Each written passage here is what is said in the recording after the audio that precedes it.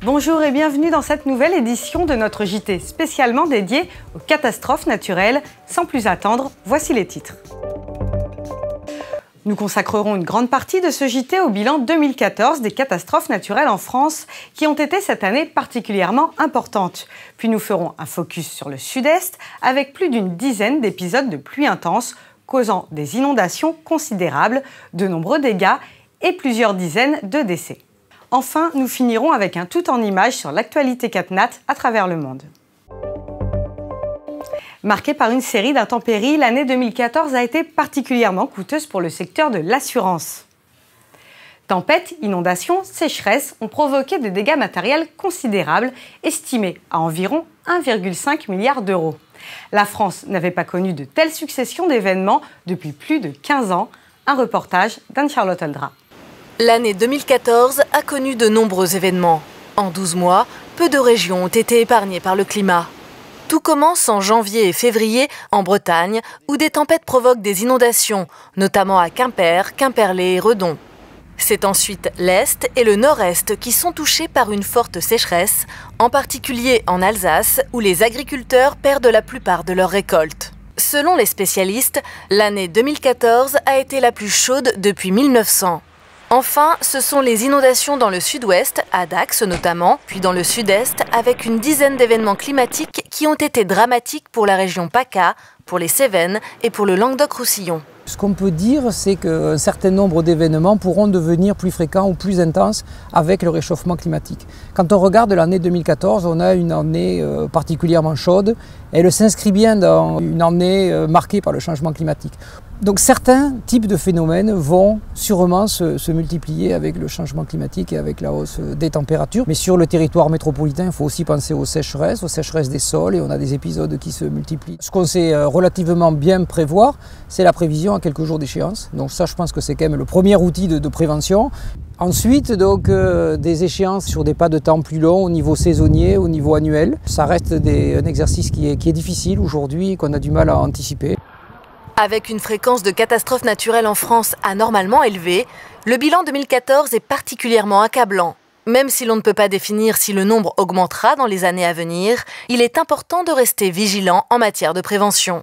Du côté des assureurs, l'addition est salée. Et c'est seulement plusieurs mois après les derniers événements qu'ils connaîtront les chiffres précis sur le coût des sinistres. Ils les affineront tout au long de l'année.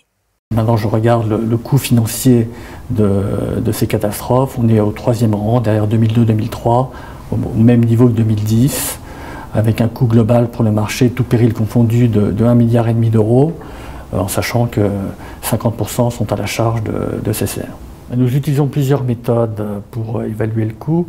En première analyse, nous regardons le portefeuille des biens assurés et nous le confrontons à l'intensité de l'événement. Ça nous permet d'évaluer le coût. Alors, en regardant la hauteur des crues, la force des vents lorsqu'il s'agit de cyclones, ou le classement sur l'échelle de Richter pour les tremblements de terre. On a une deuxième méthode alternative qui est, on essaye de comparer l'événement en cours à l'ensemble des événements qui ont lieu dans le passé ou que nous avons simulés dans le passé. Et par comparaison avec ce catalogue d'événements, en comparant avec celui qui s'en rapproche le plus, nous avons une approximation du coût. En conclusion, on peut dire que l'année 2014 aura été une année particulièrement chaude, devant 2003 et 2011, gage du dynamisme du changement climatique. 2 saisons ont marqué les esprits par leur nombre important d'événements, l'hiver avec l'action importante des vagues sur le littoral de l'Atlantique et l'automne avec les catastrophes du Sud. On notera également un record de pluviométrie en juillet et en août en Bretagne et en Provence. De septembre à décembre 2014, le sort s'acharne sur le sud-est qui passe son automne les pieds dans l'eau. Mais malgré de nombreuses méthodes de prévention, certains s'aventurent et affrontent le climat au risque de leur vie. Cette année, le nombre de décès est de poids. Les assureurs se sont retrouvés confrontés à un grand nombre d'événements, Comment appréhendent-ils ce genre de sinistre et quels process sont mis en place par leurs équipes? Un reportage d'Anne-Charlotte Aldra. En moins de 3 mois, le sud-est de la France a connu une dizaine d'épisodes d'intenses pluies, causant de fortes inondations ainsi que des décès. Avec une telle fréquence d'événements, le réchauffement climatique est pointé du doigt. Appelées épisodes Cévenol, ces catastrophes naturelles se caractérisent par des pluies intenses et durables qui provoquent des cumuls de pluviométrie correspondant à plusieurs mois de pluie. L'automne 2014 est l'automne où on a connu le plus grand nombre d'épisodes de pluie intense depuis la fin des années 50. Donc on est quand même sur un automne particulièrement mouvementé. On est resté avec un anticyclone sur l'Europe centrale qui n'a pas bougé pratiquement pendant 3 mois. Ensuite, on était sur un automne chaud, donc les températures étaient élevées. La Méditerranée avait aussi une température élevée, donc ça rajoute, on le sait, toujours quelques pourcents possibles donc à l'intensité des précipitations. Face à ces événements plus fréquents et plus intenses, aux dégâts grandissants et aux répercussions humaines majeures, les assureurs se retrouvent confrontés à des situations sans précédent. Malgré de nombreux process de prévention mis en place chaque année, le budget est important. En ce qui concerne les événements du Sud-Est, la note s'élève cette année à environ 320 millions d'euros pour les assureurs et à 35 millions d'euros débloqués par l'État. Nous prodiguons des conseils à nos assurés, nous envoyons des alertes à nos assurés avant que de tels événements météorologiques surviennent. Nous déployons notre unité mobile d'intervention, c'est-à-dire un camion qui permet à nos inspecteurs indemnisation, aux agents généraux également, d'être une sorte de quartier général pour gérer sur zone les événements de grande ampleur. En 2014, les événements de grande ampleur, eh bien, ces événements ont représenté pour Allianz France un peu plus de 40 000 sinistres.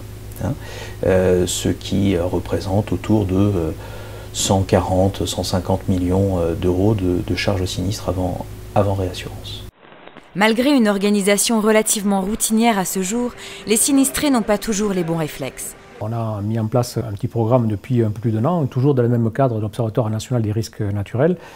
C'est du retour d'expérience de petits événements. Tout le monde le sait bien, c'est que quand on a un événement majeur, il y a 10 événements graves, il y a 100 événements notables, il y a 1000 petits événements et il y a 10 000 événements qu'on ne voit pratiquement pas. Faire la collecte de ces petits événements, c'est une chose, et ensuite, quand on aura ça, on pourra faire peut-être des statistiques là-dessus, des évolutions, des tendances. L'année 2014 marque les esprits par son nombre important de décès lors des intempéries du Sud-Est.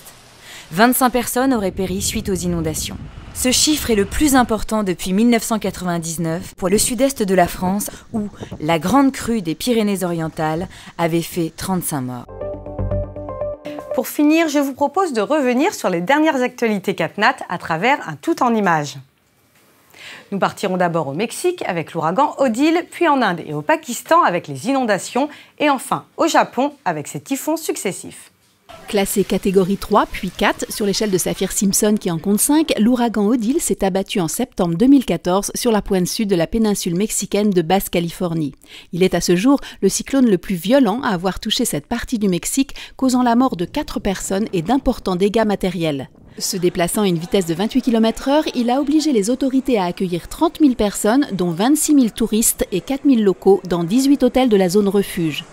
Accompagné de vents soufflant à 217 km/h, l'ouragan qualifié de très dangereux s'est calmé après avoir touché le sol.